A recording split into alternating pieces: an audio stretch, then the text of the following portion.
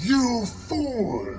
I've been trained in your Jedi arts by Master Yoda!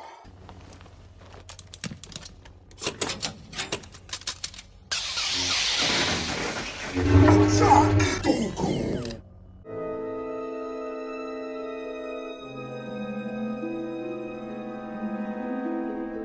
For this fanfiction, I'm going to be using the Legends origin of General Grievous and giving it a light side twist. So let's enter another universe of the Star Wars timeline, in Elseworlds, on what if Yoda trained General Grievous. Your lightsabers will make a fine addition to my collection. With the events of Attack of the Clones, the Clone Wars TV show, and Revenge of the Sith being altered due to this General Grievous origin twist, our story begins decades before the Phantom Menace. Master Yoda would be seen isolated in his meditation room, focusing all of his senses on the Force as he searches for more younglings to bring into the Order. Yoda eventually senses a powerful presence in the Force.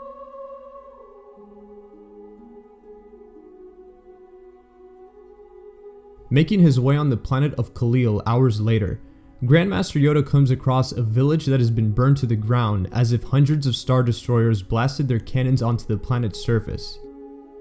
The old Jedi Master walks through the now deserted war zone, seeing countless of dead bodies everywhere, ranging from Kaleesh warriors and Huk insects. And for those who don't know, the Kaleesh and the Yamri battled each other on the planet during the Huk Wars, and this is one of the battles. As he kept walking through the terrain, Yoda encounters a young Kaleesh boy, who is afraid, tired, and hurt. This boy had been hiding out in a ditch under a tall, thick tree, just a few meters away from the main impact zone. Yoda approaches the young boy, extending his hand out to him. He doesn't want to frighten the boy more than he already is. Yoda opens his small little green lips to speak to the boy. "A name do you have? The boy carefully stands up from the ditch that he had been hiding in. He takes Yoda's hand and slowly steps out of it, not sensing any danger or malicious intent from the little green stranger. The young boy lifts his head and speaks to the Jedi Grandmaster, telling him that his name is Kwamain Jai Shilal. This was General Grievous' name before becoming a cyborg in the original timeline. The two now acquainted strangers move to a safer location to further speak. Yoda explains to the young boy how he sensed him in the Force, and how it was the will of the Force that brought him to his planet. The young Kaleesh boy tells Yoda that he cannot leave his people behind, but Yoda very wisely rebuttals his concerns by telling him that he has nothing left on this planet anymore, and that he is destined to be trained in the ways of the Force, to become a Jedi. Feeling saddened, the boy looks around to his surroundings with a sorrow expression, now realizing that he can continue to honor his people in a way that he wouldn't have thought of, the Jedi way. A Jedi you will become. Know the ways of the Force. I will teach you." And just like that, the rest would be history. From here on out, Master Yoda would train the young Kaleesh in the ways of the Force, every day and every second of his life. Kwamain Jai Shilal would train intensely under the guidance of Master Yoda at the Jedi Temple. Learning many of Yoda's meditation techniques and lightsaber instructions, Kwamain would become one of the most powerful Jedi that the Order has ever seen, being the third most powerful Jedi, just under Mace Windu. Having mastered all forms of lightsaber combat and Force techniques, this young Kaleesh would reach legendary status in the Jedi Order among his fellow knights, just a decade after he joined the Order. Though these trials would be very intense, he would form close friendships with his fellow Jedi, including Count Dooku when he was a Jedi during his time in the Order.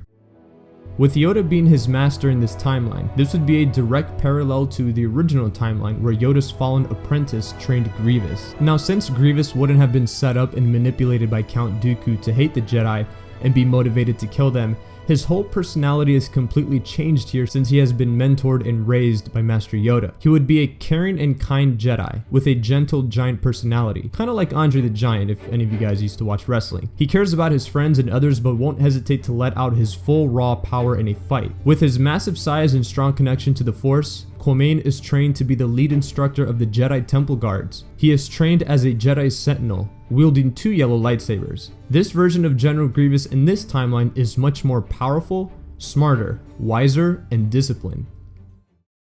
Everything goes smoothly in Kwamain's life until many years later when the Clone Wars would erupt. Now, since Master Yoda went to Kamino to check out the clone army, it would be safe to assume that he would bring his former Padawan Kwamain along.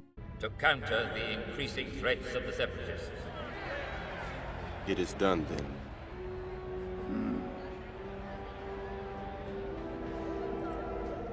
I will take what Jedi we have left and go to Geonosis and help Obi-Wan. Visit, I will, the cloners on Camino. And see this army they have created for the Republic. Hours before the clone strike team rescue Anakin, Obi-Wan, Padme, and the others, Master Yoda would exchange words with his former Padawan before deploying off to Geonosis. Assist our friends on Geonosis we must. In danger they are of Count Dooku. The two Jedi Masters nod in agreement. The beginning of the Clone Wars awaits them.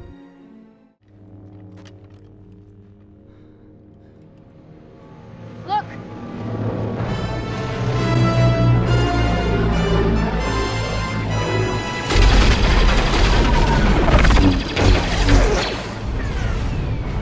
Around the survivors, a perimeter create.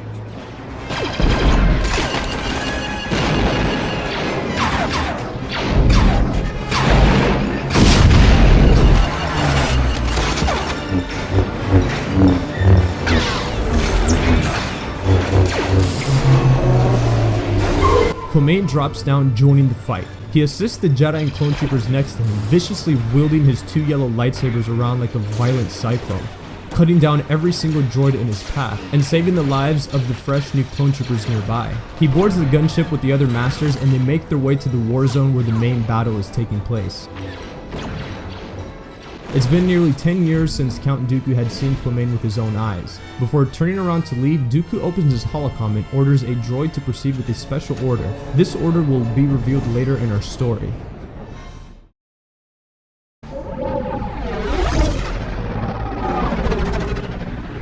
If Dooku escapes, rally more systems to his cause, he will.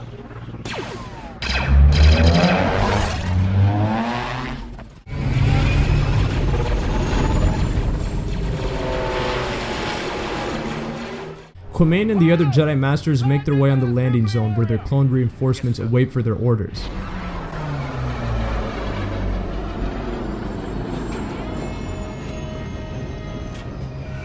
Sir, I have 5 special commando units awaiting you. Master Yoda would stay behind, telling the clone pilot, To the forward command center, take me.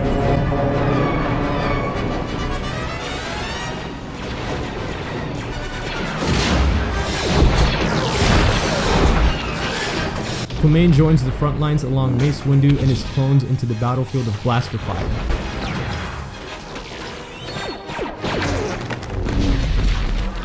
As the battle continues on the front lines, Quamain continues his relentless attacks on the droid forces approaching him and his squad of clone troopers. He swiftly cuts down every single droid that dared to fire in his direction, and his men. He skillfully jumps and flips to the air, avoiding the endless rain of blaster fire that's following him. We cut to Count Dooku preparing to leave Geonosis. He opens up his holocom and sends a special order to one of the droid forces on the main battlefield. The rest of this scene would continue to play on as it did in the original timeline, with Dooku besting both Anakin and Obi-Wan. You're gonna pay for all the Jedi that you killed today, Dooku. Back on the main plains of Geonosis, Quamain makes the mistake of continuing to slash down the last remaining droid forces instead of retreating. A slight slip of arrogance is what could cause a quick spiral chain of events. Before he could even notice, Quamain would get bombarded with an overwhelming force of rockets from Hellfire droids across the battlefield.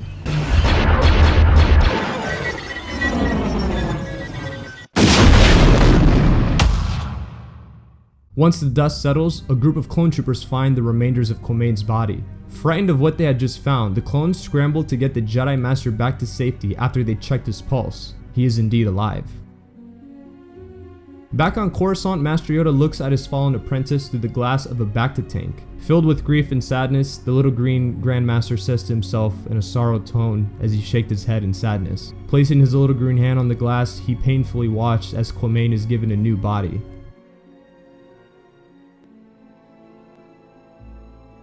Failed you, I have. Failed have I. May the Force be with you. 2 weeks after this horrible injury, Quamain would return in a new fitted cybernetic body. Now with 2 extra arms, Quamain now wields 4 yellow lightsabers instead of 2. His new cyborg body would be very close to the one he wore in the original timeline, but with a few changes. Clemane would fall into a deep depression as he would slowly adjust to this new body and lifestyle. He wouldn't be able to eat, sleep, hear, or touch the same way that he did, which severely affects him mentally and physically. His first experience in public with his new body would give him a dark cloud of insecurities about his appearance. He would wear a heavy set of Jedi robes over his armor like a case to hide his new true self, which is quite poetic and sad in a way. Since his connection to the Force would be severely cut off, his new cybernetic enhancements would be a replacement for those set of skills that he has. He can now run, jump, and react much quicker than he normally could have. But his insecurities about his new appearance and lifestyle would be a counter to those which balance out his emotional state. He can now be a much more efficient swordsman, but the downside of that is that he wouldn't be the same person he was, both mentally and physically. For the next 3 years, Clemane would continue to serve in the Jedi Order as not only a Jedi instructor at the Temple, but a general in the Republic Army. He would fight in countless battles throughout the Clone Wars, from assisting his master on Toydaria, to helping protect Kamino from the droid armies, and all the way through the end of the war. He would be friends with Obi-Wan in this timeline, instead of rivals. And due to his new menacing appearance and intimidating voice, Clemane embraces his new nature as he is given the nickname of General Grievous by fellow clone troopers and citizens of the Republic. He would be known as the first cybernetic Jedi general, with a grievous reputation, due to judgment on his appearance by others. Now, since Grievous wouldn't be leading the droid army in this timeline, this would force Count Dooku to search for another worthy disciple that could efficiently take on this massive responsibility, which would be Savage Opress, general of the Separatist droid army, or more accurately, General Opress. As the Clone Wars would progress, Grievous would eventually find out that Dooku had purposely targeted him all those years ago on Geonosis, just to get back at his former master. This would only infuriate Grievous every time him and Dooku would encounter each other throughout the Clone Wars. As we enter the events of Revenge of the Sith, events would play out similarly. Anakin and Obi-Wan rescue the Chancellor from Dooku and Savage Opress on the Invisible Hand. Dooku dies like he normally did and Savage would escape to Utapau, with Obi-Wan facing him off later in the story, with some help. Sometime before Yoda leaves off for Kashyyyk, he shares words with Grievous as he gets ready to depart off to Utapau to help Obi-Wan apprehend Savage and the other CIS leaders. Out there, they are. The dark side. Clouds all. Terrible it is, this battle. An answer we must find. Be mindful of danger. Your training has served me well. The strategy is working perfectly. The unsuspecting fools know not what awaits. And this is where our story ends. Will Grievous and Obi-Wan successfully defeat Savage Opress, or will they fall victims of Order 66? These questions will be answered once I make a part 2 of this Elseworlds story. I hope you guys enjoyed this little what-if scenario. I had a lot of fun writing this out and giving it some deep thought. Also, shout out to my good friend Red for providing the voice of Yoda in some parts. Link is down below in the description. I think the concept of General Grievous being a Jedi is very interesting, and I would really like to read your guys' feedback. And if you enjoyed this, please drop a like, it would be really appreciated. And remember, the Force will be with us, always.